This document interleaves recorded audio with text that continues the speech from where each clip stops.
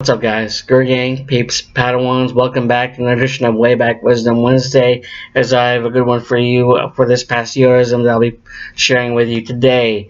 This was posted on August 1st, 2009, and the backstory to this particular yodaism is that I was watching Talladega Nights, starring Will Ferrell and John C. Reilly, and this was this was like a couple years. It was a rerun, actually. And I started formulating an idea, and it's percolating in this old brain of mine. And like I always say, there's the method to the madness. So without further ado, I'll share with you this yodaism entitled Shake and Bake. Dale Earnhardt Jr. once said, "Target is to run as good as you can every week. Everything else takes care of itself. We just got to go out there and race as hard as we can, take the car we got, do the best we can with it every week." In some aspect, life can in a sense be like racing in NASCAR, as each of us are in a way going head to head against not only friends but also adversaries as well, vying for that proverbial checkered flag to be waved in our favor when experiencing victories that are considered to be either small or huge. For the checkered flag is a representation of our hopes, dreams, goals, true happiness, etc., that most definitely motivates one to give it all he's or she's got in order to follow closely behind the person in front of you, stay side by side, or possibly be leader of the pack. Alright, moving on. Let me ask you this question. When it comes to being on the track of life, are you strapped in, revved up, and have your game face on, similar to that of the Intimidator, Dale Earnhardt Sr.? Thinking about it, NASCAR is a sport that is all about facing overwhelming challenges as a driver works his or her way to establish himself or herself as the best or one of the best drivers in the game. You see, you have to have that competitive spirit in you and exude a winner's mindset, or you'll end up feeling absolutely frustrated for always seemingly coming so close to victory, a la J.D. McDuffie.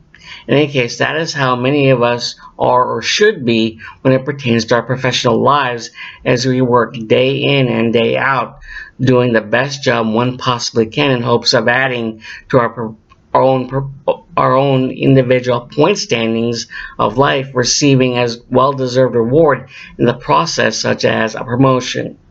Without a doubt, in any NASCAR race, there will always be potential problems for a driver that either need to be fixed, cut/ripped off, or pounded out/in to make the car run better. It's at that point a driver pulls in the pit row, where one's personal pit crew tries their very best to keep you in the race, so to speak. If you think about it, it's comforting to know whenever we suffer damages/breakdowns in a mental, physical, emotional, and or spiritual way, you can count on your pit crew of best buds/gal pals who can try their very best to, in all intents and purposes, help pound out/fix, in a manner of speaking, whatever problems/difficulties you may be experiencing on any given day. Let me tell you something. To have a pit crew you can truly trust, who knows you so well inside and out, to the point where they will not let you down when you need them the most. But the question to be asked, what is the one thing that every driver needs to help guide them through not just well-planned pit strategies, but also to victory lane when a win happens?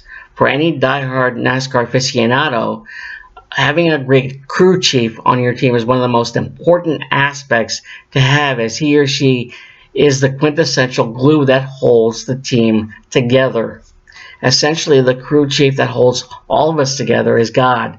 And just like a driver is able to communicate with the main man by way of a headset, we are able to communicate by praying to him.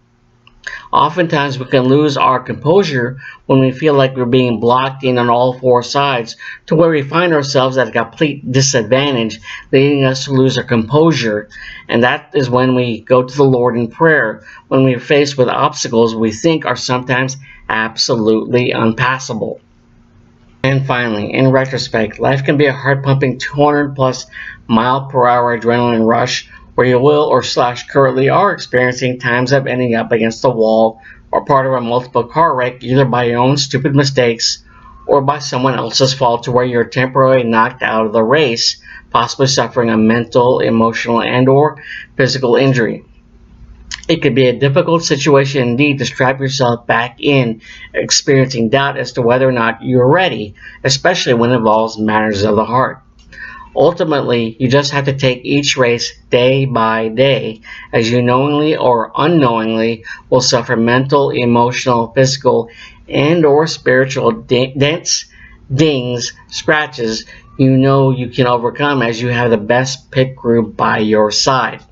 In the end, leave everything on the track of life as you give it 110%, knowing someday you'll shake and bake towards victory lane with checkered flag in hand.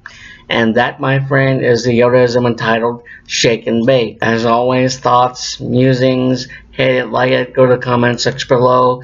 Give your thoughts on this yodaism comparing life to the sport of NASCAR. I know it's unorthodox, but that's the method to my madness when it comes to writing these yodaisms from the past.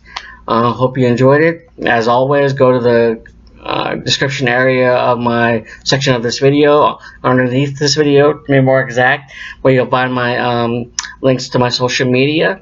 When it comes to the DeviantArt link, I recently posted another drawing vid of Goku, the Ultra Instinct Goku dodge.